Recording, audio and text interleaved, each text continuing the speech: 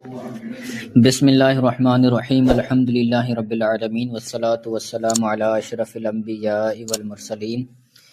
اصول شاشی کے اسباق کا سلسلہ ہمارا جاری و ساری ہے اور ہم اجماع کا بیان پڑھ رہے ہیں۔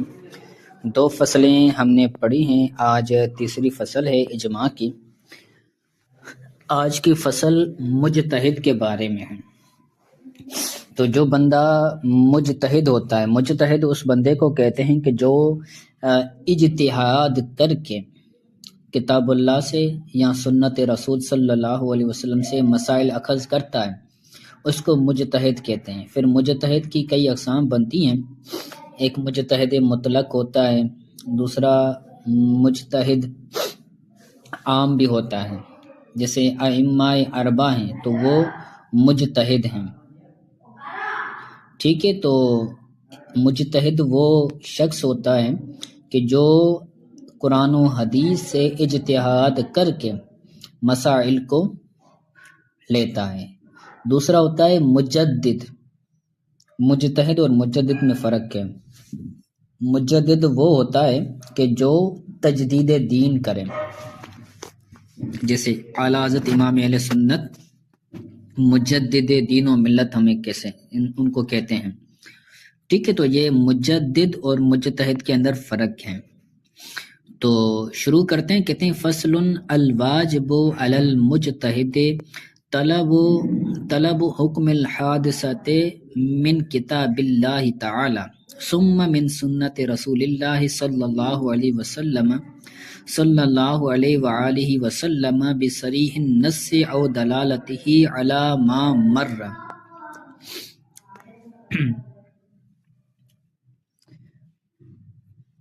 فصل کے جو مجتہد پر واجب ہے، یعنی فصل کے کر ہم چھوڑ دیں گے۔ الواجب علی المجتہد، مجتہد پر واجب ہے نئے چیز کا حکم تلاش کرنا۔ طلب کا یہاں پر مطلب ہے تلاش کرنا، نئی چیز کا حکم تلاش کرنا، من کتاب اللہ، اللہ کی کتاب سے، پھر سنت رسول اللہ صلی اللہ علیہ وآلہ وسلم سے۔ کوئی نئی چیز پیش آئی ہے تو اب اس کا حکم کیا ہے، جائز ہے ناجائز ہے، کیا کیا جائے؟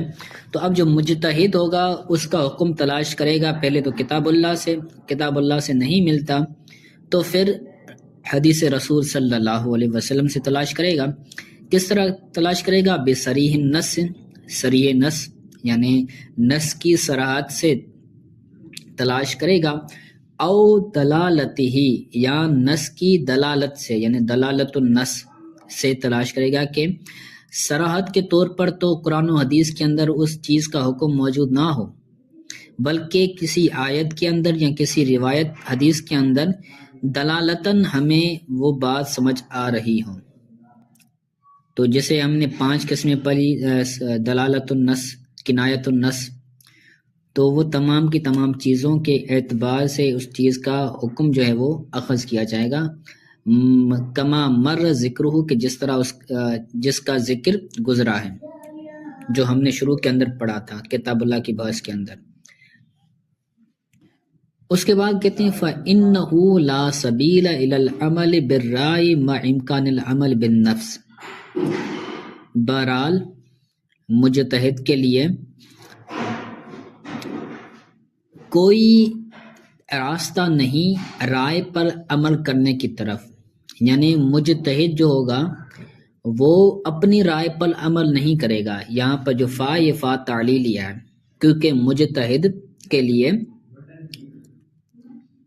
یعنی یہ جو ہو ضمیر، یہ ضمیر شان ہوگا، اور ضمیر شان وہ ضمیر ہوتی ہے کہ جس کا مرجع پیچھے موجود نہ ہو، تو پھر اس کا ترجمہ نہیں کریں گے، بس یہ کہیں گے کہ کیونکہ رائے پر عمل کرنے کے لیے کوئی راستہ نہیں ہے نص پر عمل کے امکان کے باوجود۔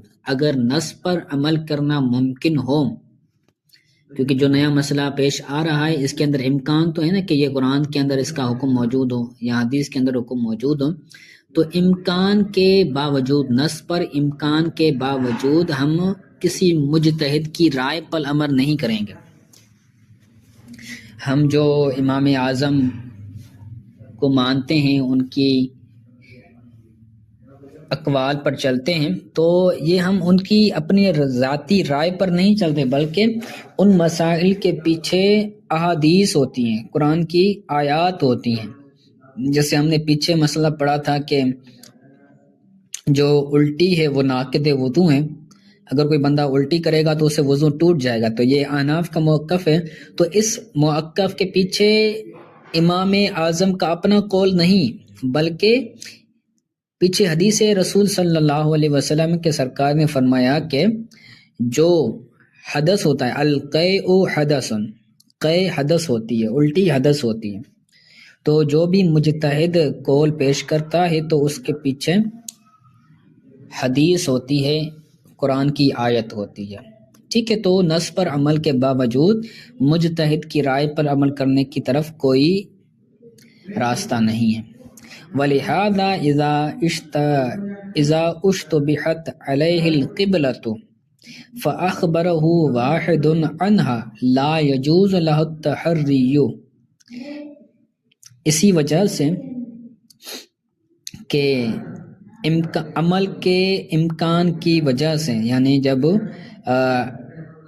اقوا چیز موجود ہے، قرآن و حدیث یہ نص ہے، تو نص یہ اقوا ہے، زیادہ قوت والی ہے، تو جب اقوا پر عمل کرنا ممکن ہو تو اب رائے پر عمل نہیں کیا جائے گا۔ اب اس پر تفریح بیان کرتے ہیں، کہتے ہیں اسی وجہ سے کہ کسی بندے پر اگر قبلہ مشتبہ ہو جائے، اذا اشتبہت علیہ القبلۃ، کسی بندے پر قبلہ مشتبہ ہو جائے، یعنی اس کو پتہ نہ ہو کہ قبلہ کس طرف ہے، سمت قبلہ کس طرف ہے، اس کو معلوم نہ ہو، فَأَخْبَرَهُ وَاحِدٌ عَنْهَا، کسی ایک بندے نے اس کو خبر دی، تو اب اس کے لیے جائز نہیں ہے تحری کرنا، لا يجوز له تحری، اس کے لیے تحری کرنا جائز نہیں ہے۔ تحری کا مطلب ہوتا ہے سوچ وچار کر کے پھر اس کا ذہن جس طرف مائل ہو اس طرف وہ چہرہ کر کے نماز پڑھے، اس کو کہتے ہیں تحری کرنا، سوچ وچار کرنا۔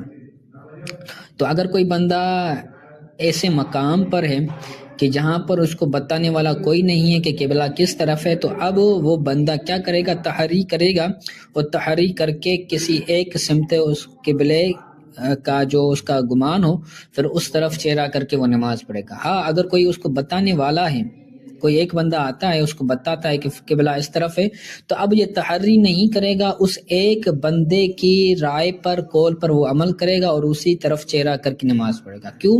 کیونکہ خبر واحد، کسی بندے کا خبر دینا یہ اقوا ہے تحری کرنے سے زیادہ قوت خبر دینے میں ہے، ٹھیک ہے۔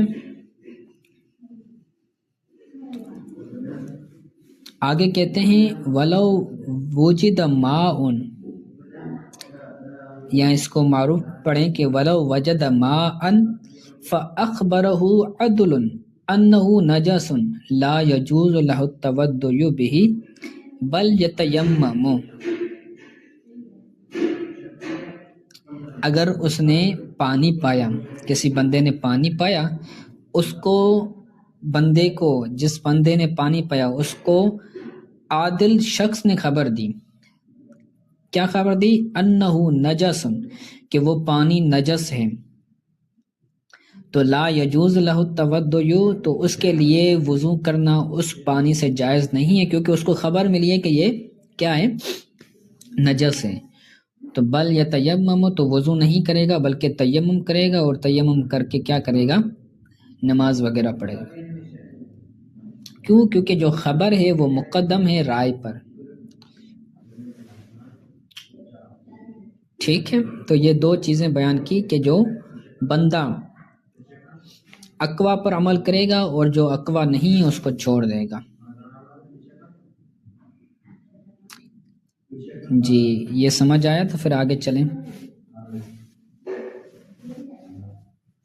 جی اس کے بعد کہتے ہیں اقوا یہ قوی کا اس میں تفضیل ہے، اقوا سے مراد ہوتا ہے کہ زیادہ قوت والا۔ آگے کہتے ہیں وَعَلَى هَذَا وَعَلَى اعتبار ان العمل بالرائے دون العمل بالنص قلنا، اس اعتبار پر کہ رائے پر عمل کرنے سے نص پر عمل نہ کیا جائے، علی اعتبار ان العمل بالرائے دون العمل بالنص قلنا، کہ رائے پر عمل کرنا یہ نص پر عمل کرنے سے کم ہے، ان العمل بالرائے، رائے پر عمل کرنا، دون کم ہے نص پر عمل کرنے سے، یعنی ایک ہے نص پر عمل کرنا، ایک ہے رائے پر عمل کرنا۔ نص پر عمل کرنا یہ زیادہ قوی ہے، اس کے اندر زیادہ قوت ہے، تو کیا کریں گے؟ نص پر عمل کرنا یہ زیادہ قوی ہے اور رائے پر عمل کرنا یہ کم ہے۔ اس پر کہا کہ ان الشبہۃ بالمحل اقوی من الشبہۃ فی الظن، ہم نے کہا کہ محل کا شبہ یہ ظن کے شبہ سے قوی ہے۔ ان الشبہۃ بالمحل اقوی، محل کا شبہ زیادہ قوی ہے، زیادہ قوت والا ہے ظن کے شبہ سے۔ ایک ہوتا ہے محل کا شبہ، ایک ہوتا ہے ظن کا شبہ۔ اس کے اندر میری کلپ بھی موجود ہے، میں اس کی بھی لنک آپ کی طرف بھیج دوں گا گروپ کے اندر۔ پہلے میں نے اس کو کسی اور کو سمجھایا تھا، تو اچھی طرح سے میں نے اس کو سمجھایا ہے، وہ بھی میں لنک بھیج دوں گا، تو وہ بھی دیکھ لیجیے گا۔ ابھی بھی آپ کو یہ بیان کر دیتا ہوں۔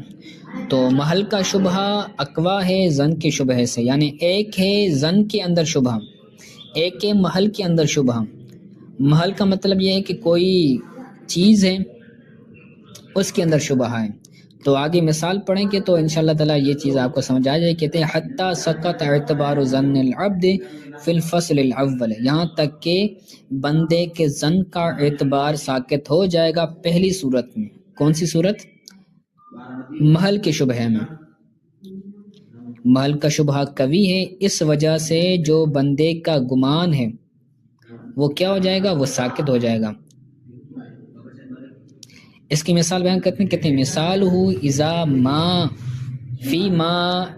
فیما اذا وطع جاریت ابنہ لا یحد، اس کی مثال وہ ہے کہ جب باپ اپنی بیٹے کی لونڈی سے، اپنے بیٹے کی غلام سے وطی کریں تو لا یحد، اس پر حد نہیں لگائی جائے گی۔ ایک بندہ ہے، اس کا بیٹا ہے، اس کے بیٹے کی ایک غلام عورت ہے، تو اب باپ اپنے بیٹے کی غلام عورت سے وطی کرے گا تو اب باپ پر جو ہے وہ حد نہیں لگائی جائے گی، کیونکہ یہ زنا شمار نہیں ہوگا، کیونکہ اس کے اندر محل کا شبہ ہے۔ محل کیا ہے؟ وہ غلام عورت ہے۔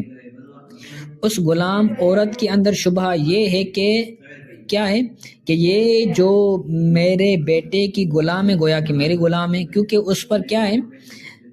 اس پر شبہ واقع ہوا کہ حدیث پاک کے اندر ہے کہ رسول اللہ صلی اللہ علیہ وسلم نے فرمایا کہ انت و مالک لابیک، کہ تو اور تمہارا مال تمہارے باپ کے لیے۔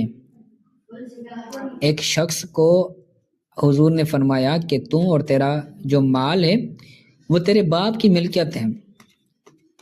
ٹھیک ہے، تو ایک شخص آیا تھا حضور کی بارگاہ میں کہ میرا جو بیٹا ہے وہ مجھے جو ہے وہ پیسے نہیں دیتا، میرا خرچہ نہیں اٹھاتا، تو سرکار صلی اللہ علیہ وسلم نے اس بیٹے کو بلوایا اور سرکار نے فرمایا کہ تو اور تیرا مال جو ہے وہ تیرے والد کے لیے ہے۔ تو اس سے اگر کوئی بندہ اس حدیث سے کوئی بندہ یہ سمجھے کہ جو میرے بیٹے کی غلام ہے تو وہ میری غلام ہے، کیونکہ غلام اس کا مال ہے تو اس کا مال میرا مال ہے، تو اس پر اگر میں وطی کروں تو مجھ پر زنا نہیں لگے گی، تو یہ ہے محل کا شبہ۔ وَإِن قَالَ عَلِمْتُ أَنَّهَا عَلَيَّ حَرَامٌ، اگرچہ وہ یہ کہیں کہ میں جانتا ہوں کہ یہ مجھ پر حرام ہے، اگرچہ وہ یہ کہیں کہ یہ میں جانتا تھا یہ مجھ پر حرام ہے، پھر بھی اس پر حد نہیں لگائی جائے گی۔ وَيَثْبُتُ نَسَبُ الْوَلَدِ مِنْهُ، تو جو بیٹے کا نسب اس سے ثابت ہوگا، یعنی وہ جس نے وطی کیے تو وطی کرنے کی وجہ سے اگر اس غلام عورت سے بیٹا پیدا ہوتا ہے، بچہ پیدا ہوتا ہے، تو اس بچے کی نسبت ہوگی اس وطی کرنے والے کی طرف، یعنی اس نے جو باپ نے وطی کی ہے تو اب وہ اس کی اولاد شمار ہوگی. ٹھیک ہے. کیوں؟ لِأَنَّ شُبْهَةَ الْمِلْكِ لَهُ تثبت بالنص فی مال الابن، کیونکہ ملک کا شبہ والد کے لیے یہ بیٹے کے مال میں نص سے ثابت ہے. بیٹے کی مال میں والد کی ملک کا شبہ نص سے ثابت ہے. پیچھے سے ترجمہ کریں گے اور نص کا ترجمہ آخر میں کریں گے. کیونکہ بیٹے کی مال میں باپ کا، لہو کے اندر جو ہو ضمیر ہے، لہو، باپ کی ملک کا شبہ، بیٹے کے مال میں باپ کی ملک کا شبہ نص سے ثابت ہے. اور وہ نص کون سی؟ وہ حضور صلی اللہ علیہ وسلم کا فرمان ہے، قال علیہ الصلوۃ والسلام انت ومالک لابیک، سرکار نے فرمایا کہ تو اور تیرا مال تیرے باپ کے لیے، تیرے والد کے لیے ہے. تو فسقط اعتبار ظنہ فی الحل والحرمت فی ذالک، تو والد کے باپ کے ظن کا اعتبار ساقط ہوا حلال اور حرام ہونے میں، اس غلام کے بارے میں، اس مال کے بارے میں